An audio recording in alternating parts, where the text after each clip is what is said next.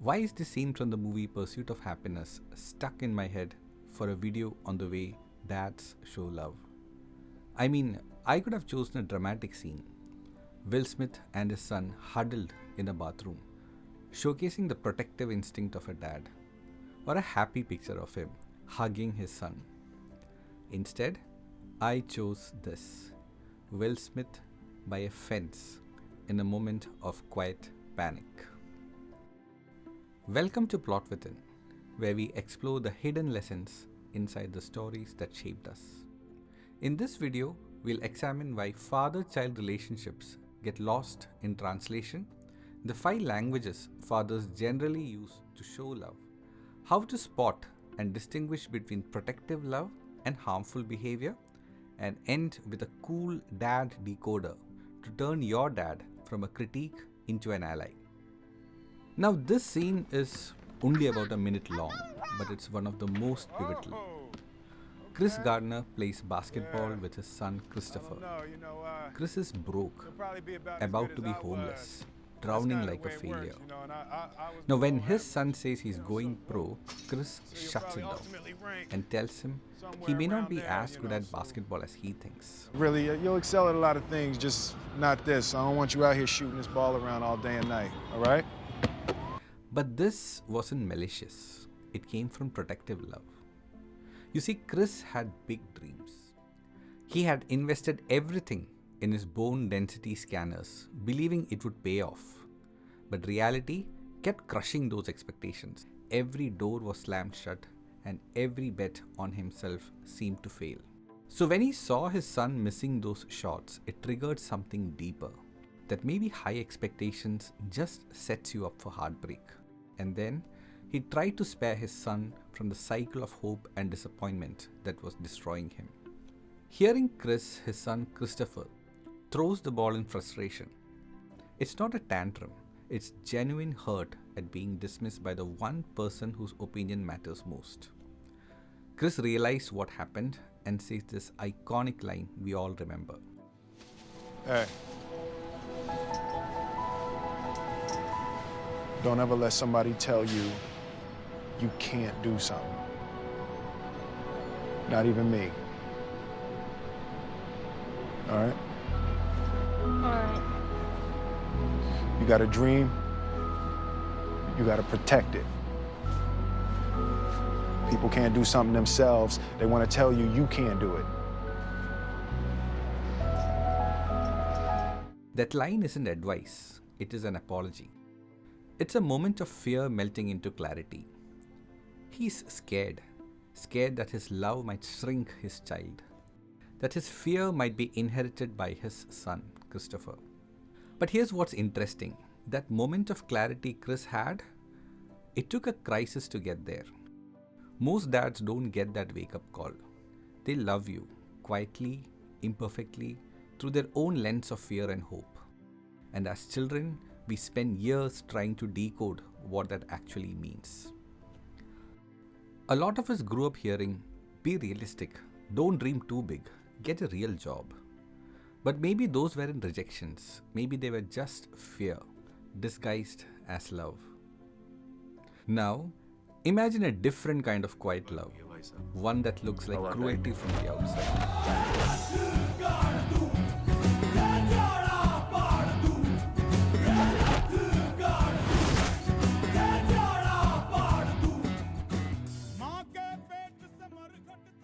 In the movie Dangal, Mahavir Singh Phogat wakes his daughters up at 5 a.m., cuts their hair and forces them to fight. Oh, and if you haven't seen Dangal, go watch it. Great movie. The village calls him mad, his daughters call him cruel. But what if I told you this was also love, just love speaking a language no one recognized? Mahavir had a dream. The world told him he was not supposed to have it because he had daughters, not sons. So he turned the dream into a legacy, not for his glory, but for theirs. He was trying to arm them against a world that would never go easy on girls. That's aspirational love, not the kind that comforts you today, but the kind that shapes who you become tomorrow. And sometimes we only understand that kind of love in hindsight. Years later, after the fights, after the medals, after the silence has passed. Mahavir didn't need to say, "I am proud." He showed it by pushing his daughters to become the champions he knew they could be, even when they didn't. Two fathers took completely different approaches. One was poor, one was strict. And here's what connects them. Both were real fathers, as these movies are based on real life people, not fictional characters, and both loved deeply, but were probably misunderstood by their children, at least for a while. Here's the thing about father-child relationships. Different parents show love in radically different ways. While some parents express love through comfort and validation, others show love through preparation and challenge. And this gets further complicated because different cultures teach fathers to love differently. In some families, emotional distance is seen as strength. In others, high expectations are seen as investment. The key is to understand that this is a translation problem. You ask for warmth, he offers advice. You needed reassurance, he handed you a plan. You needed comfort, he gave you a lecture. Your dad is speaking one emotional language, you are hearing another. And when you start learning his language, that's the beginning of healing. Now, not all fathers love the same way, but if you look closely, most fatherly love falls into 5 distinct patterns, all rooted in unconditional love, but expressed differently. Let's start with protective love, like Marlin in Finding Nemo. Your dad, who had a million questions about where you were going, when you would be back. It felt like mistrust, but it was actually fear. Fear of losing what mattered most to him. But when protection becomes control, isolating you from healthy relationships, that's not love. That's fear taking over. Sacrificial love, like Chris Gardner sleeping in bathrooms. Your dad working 2 jobs, missing his own needs, but never complaining about it. You only realize years later how much he gave up so you wouldn't have to.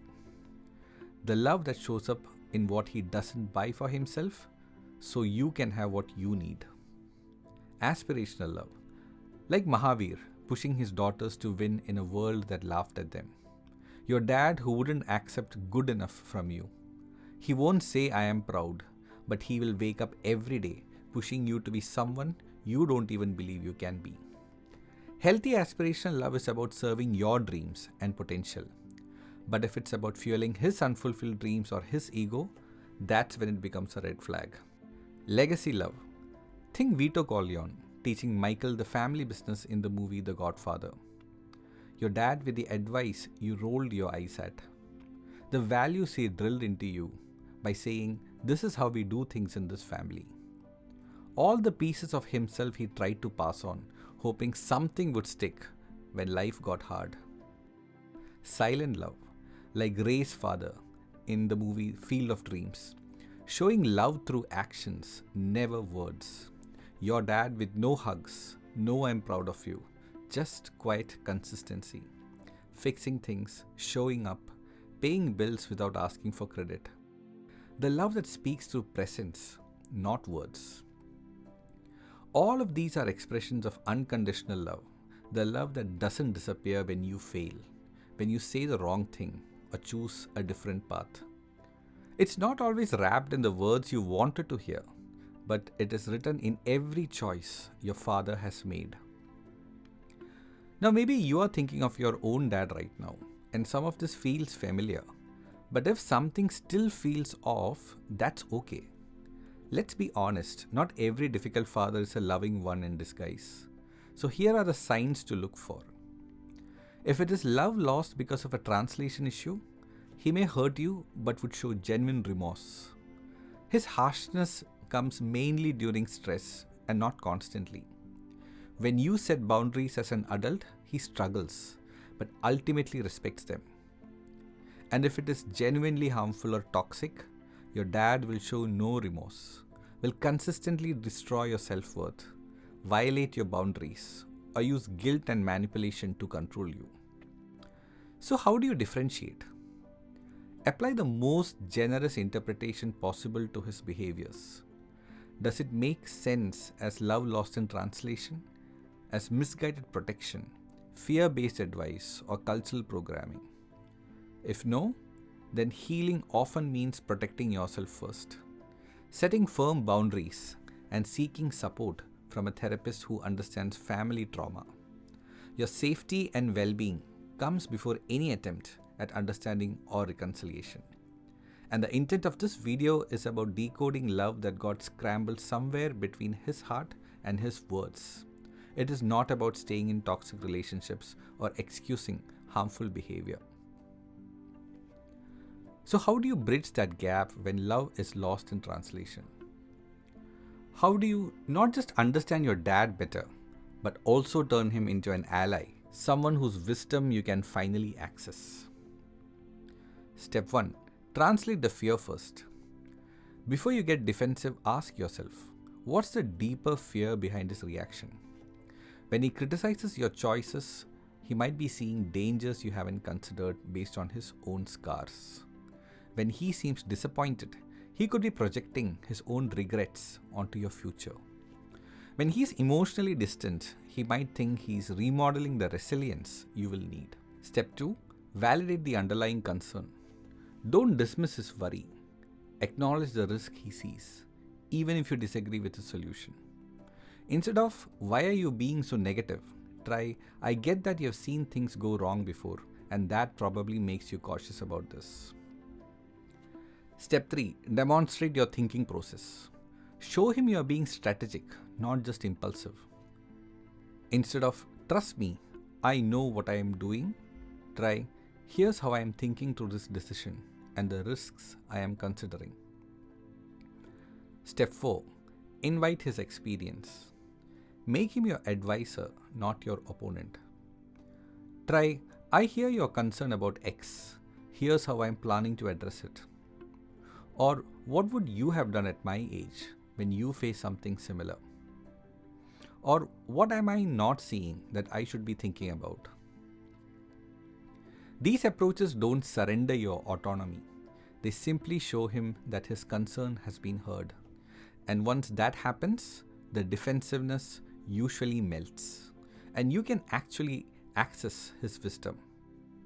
Now, when you are a kid, you can't decode any of this.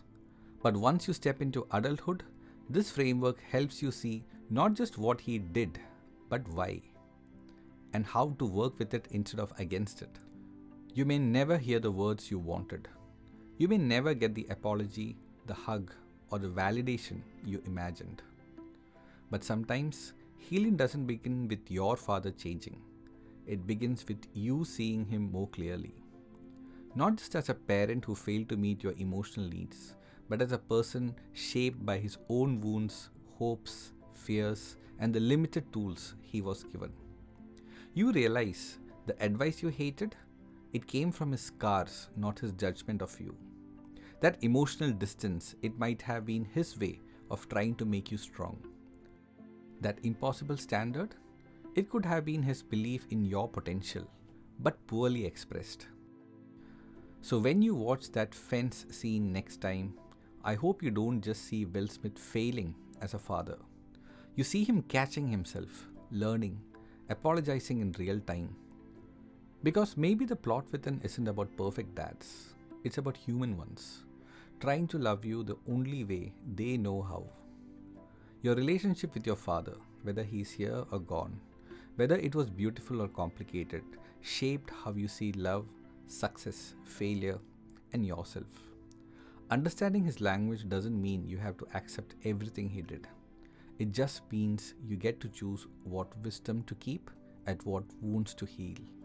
And maybe that choice is the real plot within. What was your dad's love language? Share in the comments and share this video with someone who might find it useful.